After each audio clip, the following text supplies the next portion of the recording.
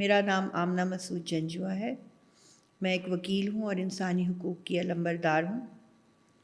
میں defence of human rights کی chair person بھی ہوں،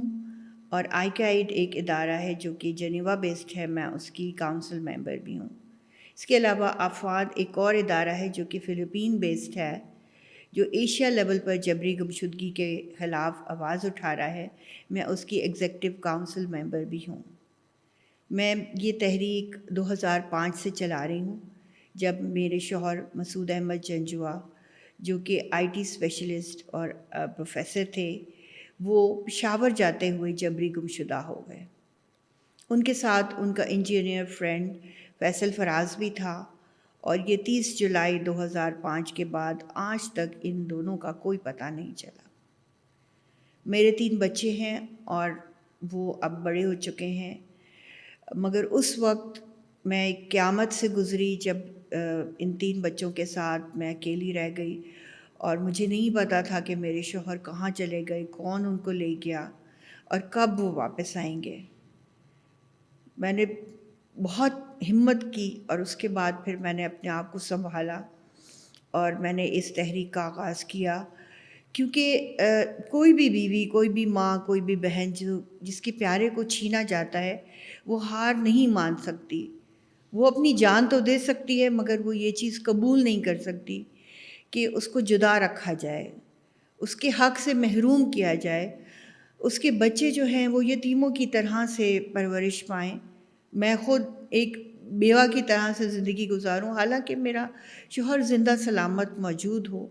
اور وہ کسی ایسے قید خانے میں پڑا ہو، یا ایسے انڈر گراؤنڈ ٹارچر سیل میں پڑا ہو جس کا کسی کو پتہ بھی نہ ہو کہ وہ کہاں ہے، اور اس پر ہر طرح کے انسانیت سوز مظالم ہو رہے ہوں، ٹارچرز ہو رہے ہوں۔ تو یہ چیز کسی کے لیے بھی قابل قبول نہیں ہے، اور اسی لیے میں نے اس تحریک کا آغاز کیا، اور کبھی پیچھے پلٹ کے نہیں دیکھا۔ یہ اس طرح شروع ہوا کہ میرے شوہر مسعود احمد جنجوعہ، جو کہ آئی ٹی ایکسپرٹ اور ایک پروفیسر تھے،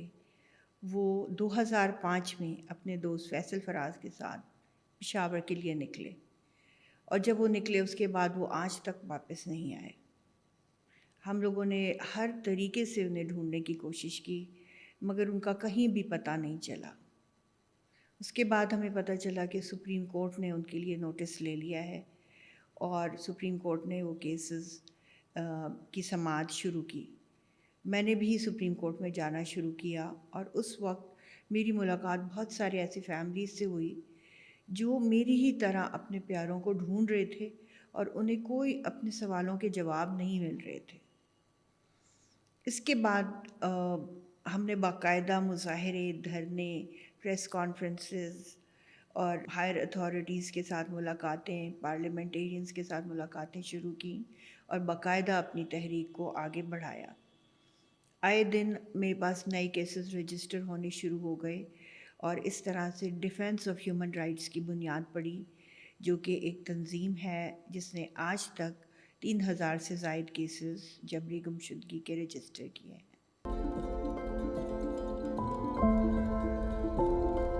سپریم کورٹ کا اس میں بہت زبردست کردار رہا ہے، کیونکہ جیسے ہی یہ تحریک شروع ہوئی تو ہم لوگوں نے ایک لے مین کا سٹائل ہوتا ہے، اس طرح درخواستیں لکھ کر اور سپریم کورٹ کو جمع کرانی شروع کی، اور سپریم کورٹ نے ان کو نہ صرف یہ کہ ایکسیپٹ کیا بلکہ ان کے اوپر سماعت بھی کی، اور کرتے کرتے یہ کیسز کی تعداد 755 ہو گئی۔ اس کے ساتھ ہماری جو لابینگ ایکٹیویٹیز تھیں، کیمپین کی ایکٹیویٹیز تھیں، وہ جاری رہیں، مگر اس وقت کے حکمران پرویز مشرف کو یہ سب چیزیں اچھی نہ لگیں، اور انہوں نے ایمرجنسی نافذ کر دی۔ یہ 2007 نومبر کی بات ہے کہ پورے ملک میں انسانی حقوق معطل ہو چکے تھے، آئین معطل ہو چکا تھا، اور جتنے بھی ایسے لوگ تھے جو کہ اپنی آواز اٹھا رہے تھے، وکلاء تھے، پولیٹیکل لیڈرز تھے، انسانی حقوق کے علمبردار تھے، ان کو گرفتار کیا جا رہا تھا۔ یہاں تک کہ ہمارے معزز جج، جن کی تعداد 60 تھی، ان سب کو اپنے گھروں میں قید کر لیا گیا۔ یہ وہ کالا دور تھا جس میں کہ انسانی حقوق نہیں تھے، جس میں انصاف نہیں تھا، جس میں یہاں تک کہ کوئی آئین بھی نہیں تھا۔ اس خوفناک دور میں ہمارے پاس اور کوئی چارہ نہیں تھا سوائے اس کے کہ ہم بھی عدلیہ کی بحالی کی تحریک کا حصہ بنیں، اور ہم لوگوں نے ان کے ساتھ ماریں کھائیں، ان کے ساتھ دھرنے دیے، ان کے ساتھ ہم لوگوں نے پورے پاکستان کے دورے کیے، اور کرتے کرتے 2009 میں سپریم کورٹ اپنے پاؤں پہ دوبارہ کھڑی ہو گئی اور اس کو آزادی مل گئی۔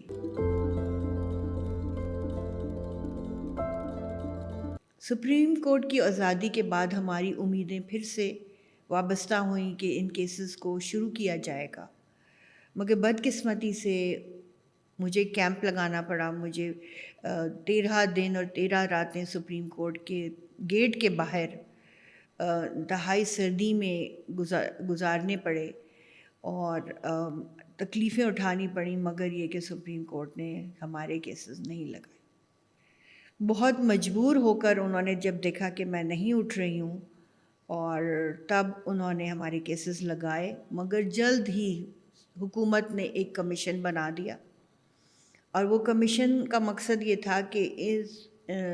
جو برننگ ہیومن رائٹس وائلیشنز ہیں، جبری گمشدگیاں ہیں، ان کو منظر عام سے ہٹا دیا جائے،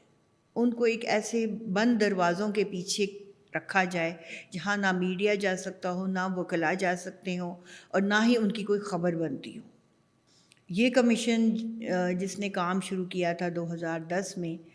وہ اب 2023 تک وہ کمیشن کام کر رہا ہے،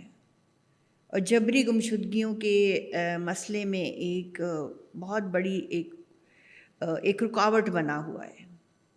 کیونکہ اگر یہ کمیشن بنایا گیا تھا تو اس کا مقصد یہ تھا کہ یہ لوگوں کو انصاف دے گا اور اس جبری گمشدگی کے عمل کو ختم کرے گا، مگر اس میں آج تک جتنے بھی پروڈکشن آرڈرز ایشو ہوئے ہیں ان کی کسی حکومتی ادارے نے آنر نہیں کیا، ان لوگوں کو پیش نہیں کیا گیا، اور جتنے بھی اس نے آرڈرز دیے ہیں وہ ان کے لواحقین کو نہیں دیے گئے۔ نہ صرف یہ بلکہ یہ ایک ایسا فیل کمیشن ہے جو کہ اپنے ہی احکامات کی تعمیل نہیں کرا سکتا۔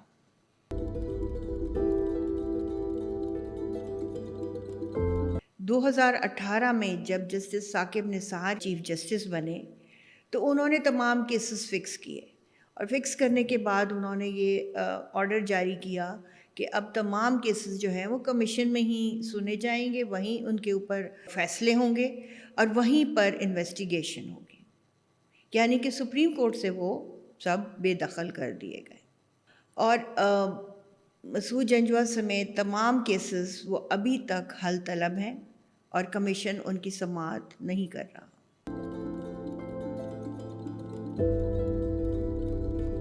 بدقسمتی سے جب پچھلی حکومت یعنی عمران خان کے دور میں شیریں مزاری ایک بل لے کر آئیں تو وہ بل کافی دفعہ سینٹ میں گیا، پارلیمنٹ ہاؤس میں گیا، نیشنل اسمبلی سے سینٹ، اور کافی دفعہ گیا، مگر یہ کہ وہ پاس نہیں ہو سکا۔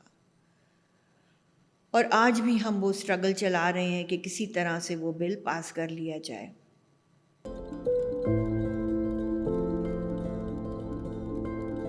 پچھلے سال جب حکومت عدم اعتماد کے بعد نئی حکومت کولیشن حکومت بنی اور اس میں شہباز شریف صاحب وزیر اعظم بنے تو انہوں نے مختلف کمیٹیاں بنائیں۔ انہوں نے بلوچ اسٹوڈنٹس کے لیے ایک کمیٹی بنائی، انہوں نے پاکستان کی جبری گمشدگی کے خلاف ایک کمیٹی بنائی، اور ان کو یہ ٹاسک دیا کہ آپ اس کا حل نکالیں۔ وہ کمیٹیاں پورے پاکستان سے تمام وکلاء، انسانی حقوق کے جو بھی چیدہ لیڈران ہیں ان سے ملیں، سینٹ سے کے ممبران سے ملیں، پارلیمنٹیرین سے ملیں، اور وہ سفارشات آج تک وہ سفارشات تیار ہو رہی ہیں جو کہ 2022 مئی میں یہ کمیٹی بنائی گئی تھی، اور اس کی کیا فائنڈنگز ہیں ہمیں نہیں پتہ۔ جو سردار اختر مینگل کی کمیٹی تھی اس میں اس کی فائنڈنگ سامنے آئی، اور اس میں انہوں نے کہا کہ یہ بہت ہی برننگ ایشو ہے اور اس کو حل ہونا چاہیے، مگر آج تک وہ اقدامات نہیں کیے گئے جو اس کی انہوں نے تجاویز پیش کی تھی۔ میں آپ کو یہ بھی بتانا چاہوں گی کہ یہ ایک ہم ڈاکیو سیریز بنا رہے ہیں جس میں کہ جتنے بھی لوگ ہمارے ساتھ تعاون کر رہے ہیں جبری گمشدگی کو روکنے کے لیے اور اس کو اس کی سد باب کرنے کے لیے وکلاء ہیں بہت سارے جو کہ کیسز فائٹ کر رہے ہیں، وہ کیا فیس کرتے ہیں عدالتوں میں، وہ آپ کو بتائیں گے۔ اور اس کے علاوہ سائیکالوجسٹ ہیں، ان کی کیا فائنڈنگز ہیں جب وہ ان کا علاج کرتے ہیں، جب وہ جبری گمشدگی کے لواحقین کو ٹریٹ کرتے ہیں، کاؤنسلنگ دیتے ہیں، تو ان پہ کیا گزرتی ہے، جو چیزیں ان کے سامنے آتی ہیں وہ آپ سے بات کریں گے۔ مسنگ پرسنس ان کی فیملیز آپ سے بات کریں گی اور بتائیں گی کہ ہم کس قیامت سے گزر رہے ہیں۔ تو یہ ڈاکیو سیریز آپ اس کو فالو کریں اور ضرور اس میں ہمیں فیڈ بیک بھی دیں